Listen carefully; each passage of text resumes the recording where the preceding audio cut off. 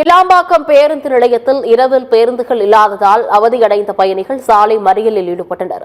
திருச்சி, மதுரை, சேலம், திண்டுக்கல், கோவை, தூத்துக்குடி, கன்னியாகுமரி உள்ளிட்ட பல்வேறு மாவட்டங்களுக்கு செல்ல ஆயிரக்கணக்கான மக்கள் கிளாம்பாக்கம் பேருந்து நிலையத்தில் குவிந்தனர். ஆனால் கிளாம்பாக்கம் ஒருங்கிணைந்த பேருந்து நிலையத்தில் தென் மாவட்டங்களுக்கு செல்ல போதிய பேருந்துகள் இல்லாததால் நேற்று இரவு 9 மணி முதல் பயணிகள் காத்திருந்தனர். நீண்ட நேரம் காத்திருந்தும் பேருந்துகள் இல்லாததால் ஆத்திரமடைந்த பயணிகள் சாலை மறியலில் ஈடுபட்டனர். மேலும் பேருந்து நிலையத்திலிருந்து புறப்பட்ட ஒரு சில பேருந்துகளையும் சிறைபிடித்து போராட்டத்தில் ஈடுபட்டனர்.